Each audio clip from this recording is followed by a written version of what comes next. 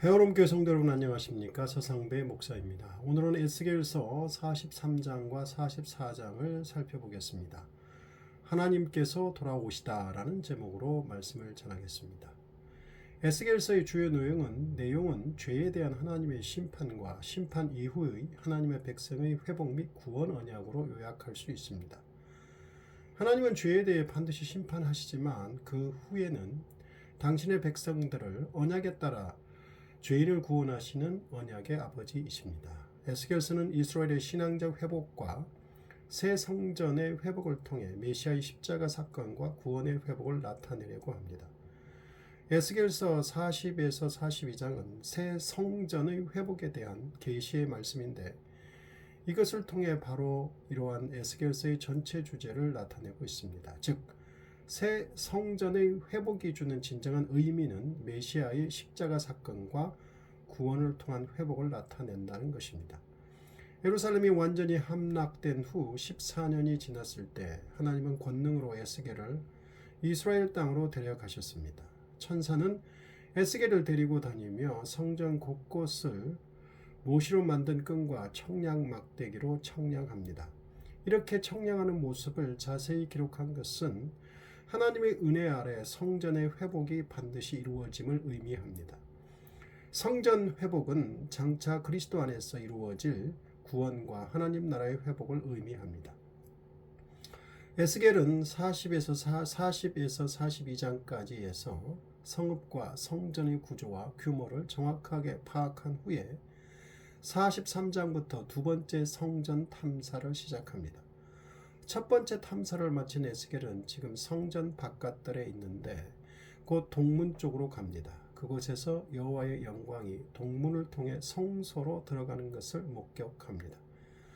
에스겔도 성령에 이끌려 안뜰로 들어가서 여호와의 영광이 성소에 가득한 것을 보고 거기서 성전과 동문 사이에 있는 제단을 보며 바깥들로 나옵니다.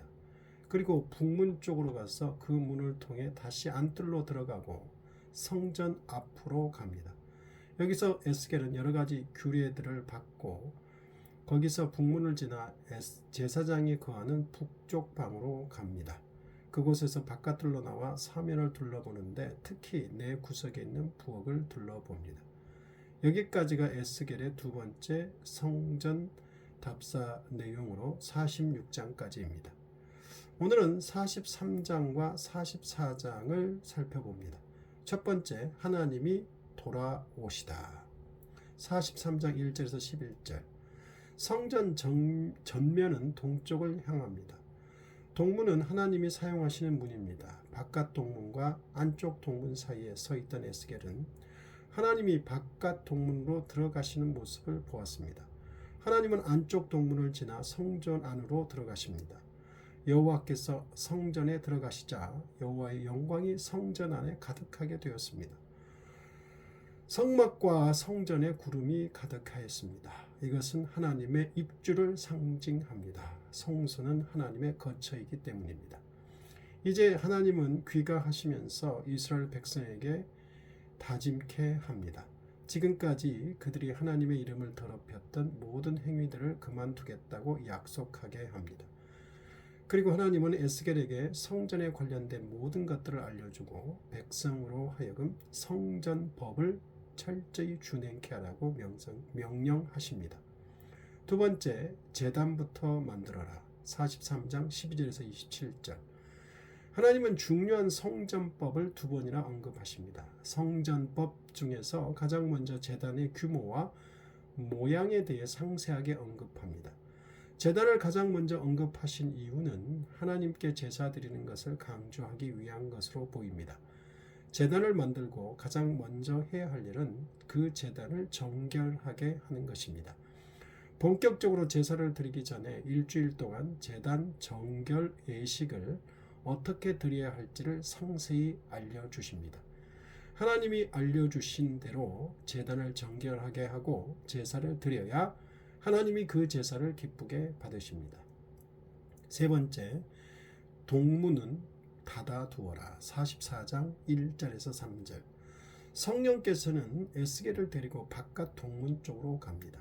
하나님께서는 동문을 절대 열지 말고 영구히 닫아서 인간들이 그곳으로 들어가지 못하게 하라고 말씀하십니다. 이것은 그 문을 통해 성전으로 들어가신 하나님이 다시는 예루살렘과 성전을 떠나시지 않는다는 강력한 의지를 표명하신 것입니다.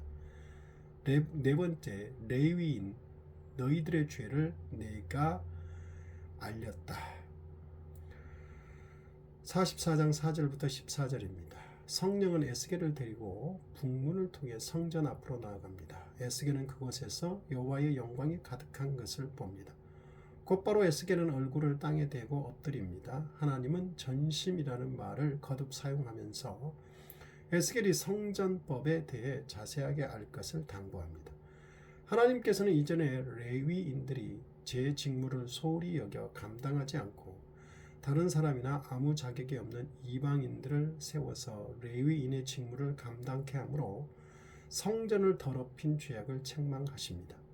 레위인의 직무란 바로 성전을 수호하는 일입니다. 하나님께서는 레위인들이 성전을 수호하고 성전의 일들을 돕는 것을 충실히 수행해야 한다고 말씀하십니다. 그들에게 다시 임무를 맡기십니다. 다섯 번째, 사독의 자손, 새로운 제사장 가문. 44장 15절에서 31절. 하나님은 성전을 더럽힌 제사장들의 직분을 박탈하고 성전을 수호하고 성전의 일들을 돕는 일만 하게 하셨습니다. 이렇게 문책을 당한 제사장들은 제사를 담당할 수 없게 되었기 때문에 하나님은 엘르아살의 후손인 사독의 자손들로 하여금 제사를 담당하게 합니다.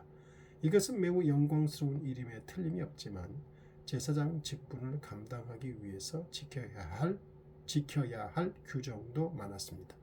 그 규정은 제사장 복장, 머리털, 포도주 등 모두 7가지였습니다. 기도하겠습니다. 하나님 아버지, 하나님께서 성전을 더럽힌 레위인들, 특별히 제사장들의 자격을 박탈하시고 사독의 후예들에게만 제사장 직분을 맡도록 하셨습니다. 사독의 후예들이 신실하게, 성실하게 제사장 업무를 감당하였기 때문에 계속해서 그 업무를 그들에게만 맡기시는 모습을 통해서 오늘날 만인 제사장 시대에 제사장인 우리가 하나님의 일을 거룩하고 신실하게 감당케 하옵소서. 예수님 이름으로 기도드립니다. 아멘.